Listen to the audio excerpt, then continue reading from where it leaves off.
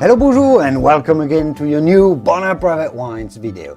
Today we're continuing with step 3 of our little tour du monde, our quick tour all around the world to understand the world of wine better, and our essential guide to vocabulary, wine vocabulary, our glossary of wine terms.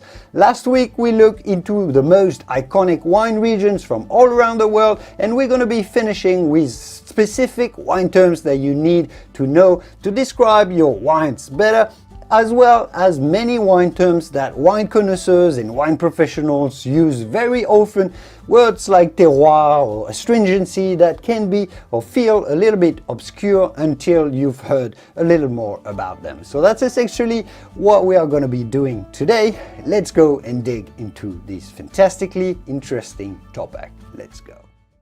My fellow wine-loving friends, Julian here. Before we get started with the video, there is something that you have to know about.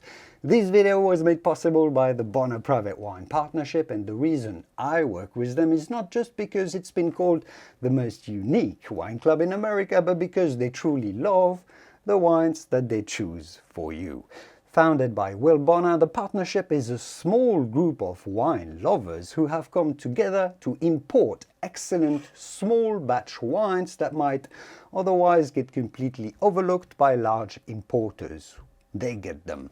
Right now you can get your hands on 3 rare extreme altitude red wines from Argentina, from some of the purest, highest vineyards in the entire world, way up in the Andes Mountains. No middlemen, no additive packed supermarket wines here, no inflated cost. Plus you'll get exclusive access to more wine education videos from me, just like the one you're about to watch, to make sure you become an educated wine connoisseur.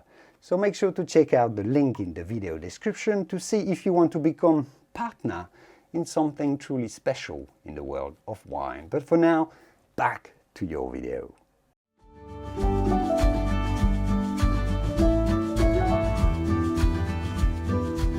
So what are the key wine words that are not regions or grape varieties that you need to have in mind to sustain a conversation talking about your wine?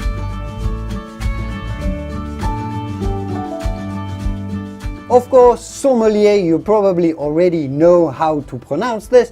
Your sommelier, those useful people that help us pick up a wine when we are at a restaurant, when we're confused with a long wine list, the sommeliers. You're going to be choosing a wine that comes from a specific appellation. An appellation is an origin, an area, what you would call in the United States an AVA. In the rest of the world, those are called appellations. Of course, some wines are going to go through what we call in French barrique. This is a wine barrel. We call those containers, wooden containers, barrique. Then comes a word that is very important in French to describe wine, and that's the word cuvée. A cuvée means a specific wine or a specific batch of wine, and generally that's like a specific label, a specific tank in the winery, a single vineyard. All those different very specific wines are what we call a different cuvée. One wine producer, a winery, is going to have a range of different wines that are individually called cuvées. Cuvées are also often associated with what we call cru. A cru is a specific terroir, a specific area, sometimes a specific vineyard. You might have heard about the different villages of Burgundy. Those are different crus, but in Burgundy they also have different single vineyards that are very specifically designated, and those are called crus. The third very important term in French that we've talked about here several times before, it is the terroir. The terroir is the combination of the soil, the specific microclimate of an area, and the influence of tradition and winemaking technique, the terroir. Then a few more, a little bit more randomly, but that are important. There are so many that I can't just fit them all in here. One is called the vintage. That's obviously the year of production of the wine. You'll often hear wine connoisseurs, wine people talking about New World versus Old World. I know this expands to other areas of not only wine, but it's important for wine. Old World is obviously Europe, France, Italy, Spain, Portugal, Germany, old world, the old wine producing nation or very old wine producing nations. The new world are the ones that have been making wine for a little bit less time, even though some of them have been making wine for quite a few hundreds of years already. And that's like Australia, the United States, Argentina, Chile, New Zealand, all of those come into the new world. Finally, I'll mention Meritage. And that's a type of Bordeaux blend, a wine made in a Bordeaux style in the United States. Yes, you do not want to say Meritage, but rather Meritage. Then let's talk about a few important words to describe your wine better.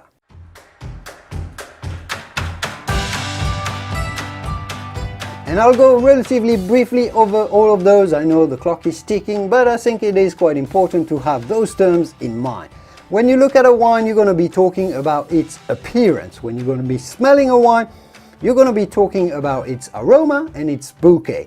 It's going to be either fruity, earthy, vegetal, animal. It may have some cork taint as well. All of those are very important wine terms that you have to have in mind. When you're going to be tasting the wine, you're going to talk about its texture, and that's essentially its mouthfeel.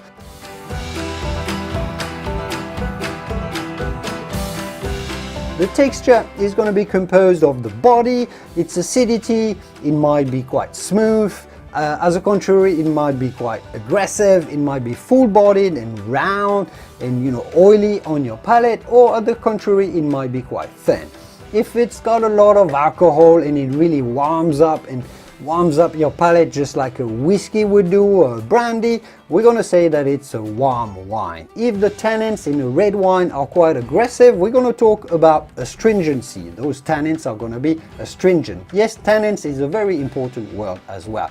Once you've tasted the wine, if you found it soft and elegant and well-rounded and that it has an harmony to it, we're going to be talking about balance. Finally, after tasting the wine, you might have noticed that you have an aftertaste, some flavors and aromas that come back to your nose and enchant your palate and your taste buds, sometimes especially with very fine, long wines. And in this case, we talk about that specific moment of the tasting that is called the finish.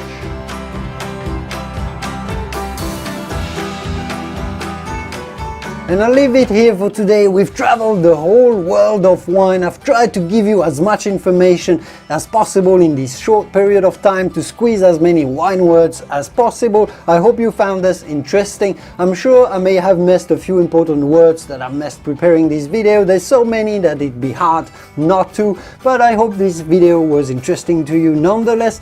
And I will see you soon next week with our next Bonheur Private Wines video. Take care in the meantime, and I will see you soon in the wonderful world of wine.